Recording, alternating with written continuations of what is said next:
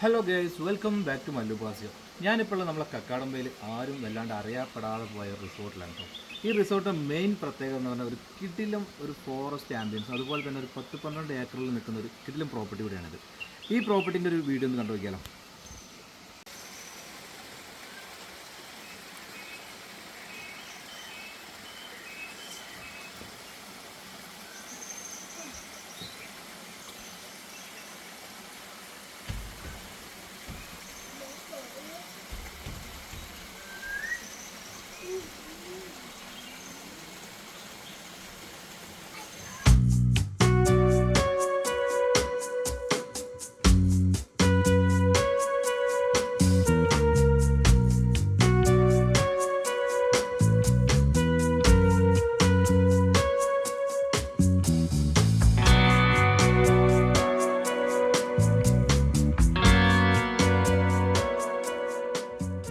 നമ്മൾ ഇന്നലെ ഫാമിലി ആയിട്ടായിരുന്നു ടെസ്റ്റ്. നമ്മുടെ ഗാർഡൻ ബ്രോണ്ട്.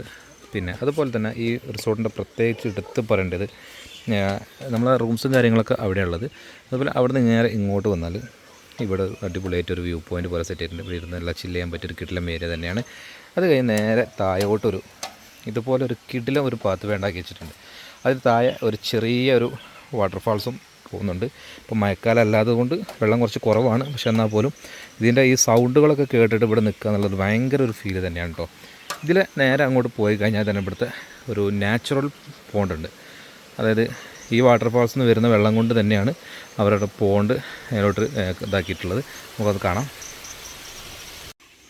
ഞാൻ നേരത്തെ പറഞ്ഞിരുന്നു ഫോറസ്റ്റ് കൊണ്ട് ഒരു ഫോറസ്റ്റ് ആംബിയൻസ് എന്ന് പറഞ്ഞത്. അതുപോലെ തന്നെ പ്രകൃതിക്ക് ഇണങ്ങിയ രീതിയിലൊരു ചെറിയൊരു നാച്ചുറൽ കുളം, അതൊരു പോണ്ട് ഇവിടെ സെറ്റാക്കിയിട്ടുണ്ട്. അതുപോലെ അവിടെ വെള്ളം നേരെ ഇവിടെ ഇത് വരുന്ന ഈ വാട്ടർഫാൾസിൽ നിന്ന് ചെറിയ വാട്ടർഫാൾസാണ്, അതിൽ നിന്ന് വരുന്ന വെള്ളമാണ് നേരെ ഇതിലോട്ട് മാറ്റിയിട്ടുള്ളത്. അതുകൊണ്ട് തന്നെ നല്ല ശുദ്ധിയായിട്ടുള്ള വെള്ളമാണ്. നല്ല കിടിലം, എന്താ പറയുക, നമുക്ക് ക്ലോറിനോ അങ്ങനത്തെ കാര്യങ്ങളെല്ലാം നല്ല നാച്ചുറൽ വെള്ളമാണ് കേട്ടോ അതിലുള്ളത്. ഇവിടെ നിൽക്കുമ്പോൾ നിങ്ങൾക്ക് ഒരു വാട്ടർഫാൾസ് നല്ല കിടിലം സൗണ്ട് നിങ്ങൾക്ക് ഫീൽ ചെയ്യുന്നുണ്ടാവും. അതുപോലെ തന്നെ ഈ പ്രോപ്പർട്ടി കുറച്ച് കാലമായിട്ട് അടച്ചിട്ടിരുന്ന പ്രോപ്പർട്ടിയാണ്. ഇപ്പോൾ വീണ്ടും റീഓപ്പൺ ചെയ്തതാണ്. റൂംസും കാര്യങ്ങളെല്ലാം അടിപൊളിയാണ്, ഒരു രക്ഷയില്ല. പിന്നെ അപ്പോൾ ഞാൻ റൂംസിൻ്റെയും ഈ പരിസരത്തെ ആംബിയൻസും എല്ലാം കൂടി ഒരുമിച്ചുള്ള ഒരു ഡ്രോൺ വിഷ്വൽസും നിങ്ങളൊന്ന് കണ്ടു നോക്കി, എന്നിട്ട് ബാക്കി ഡീറ്റെയിൽസ് ഞാൻ പറയാം.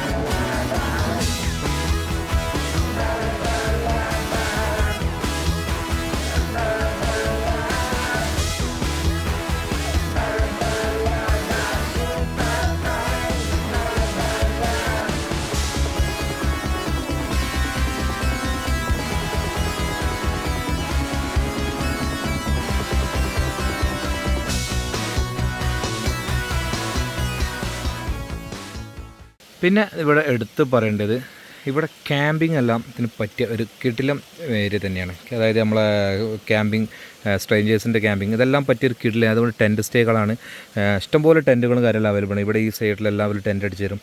അതുപോലെ ടെൻറ്റ് അടിക്കാനായിട്ട് വേറൊരു ഏരിയ തന്നെ ഇവിടെ ഉണ്ട് കേട്ടോ. അപ്പം ഞാൻ നേരത്തെ പറഞ്ഞിരുന്നു ക്യാമ്പിങ്ങിന് ഒരു ഏരിയ തന്നെ ഇവിടെ ഉണ്ടെന്നുള്ളത്. ഇവിടെ നമ്മളെ ടെൻറ്റ് കാര്യങ്ങളെല്ലാം അടിക്കുന്ന ഒരു ഏരിയ തന്നെ ഇവിടെയാണ് കേട്ടോ. അതുപോലെ എൻ്റെ കോമൺ ബാത്റൂം കാര്യങ്ങളിവിടെ കുട്ടികൾക്ക് കുറച്ച് ചെറിയൊരു പാർക്ക് കാര്യങ്ങളെല്ലാം ഇവിടെ സെറ്റാക്കിയിട്ടുണ്ട്. ഇതെല്ലാം ഒരു കിടിലം ഏരിയ തന്നെയാണ് കേട്ടോ. അതുപോലെ തന്നെ ഇതാണ് ഇവിടുത്തെ ക്യാമ്പ് ഫയർ ഏരിയ കേട്ടോ. നല്ല രാത്രിയോടെല്ലാം ക്യാമ്പ് ഫയറും കാര്യങ്ങളെല്ലാം സെറ്റായിരുന്നു. ഓൾറെഡി ഞാൻ മോർണിംഗിലാണിത് ഷൂട്ട് ചെയ്യണത്. നമ്മളെ എല്ലാ ടീംസും ഇവിടെ ഉണ്ട് കേട്ടോ.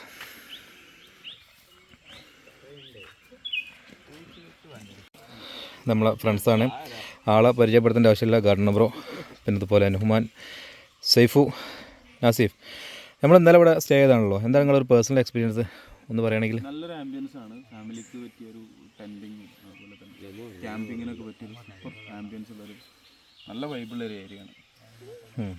അടുത്ത ആള് എനിക്കെന്താ പറയാ? സൈഫോ എന്നുണ്ട്? സൂപ്പർ. നാസിഫ് ആളെല്ലാം ഉറക്കമുണ്ടോ? അതിൻ്റെ ഒരു മൂഡ് ഓഫാണ് കാണുന്നത്. ഓക്കെ ഋഷു പറ, എങ്ങനെയുണ്ടായിരുന്നു? സൂപ്പറാ, എങ്ങനെയുണ്ടായിരുന്നു? ഒക്കെ എല്ലാവരും ഉറക്കത്തെ എണീച്ചതാണ്. എന്നാ ഇത് പറ. ഓക്കെ, ഇതാണ് നമ്മൾ ഇന്നലെ സ്റ്റേ ചെയ്ത വില്ല കേട്ടോ.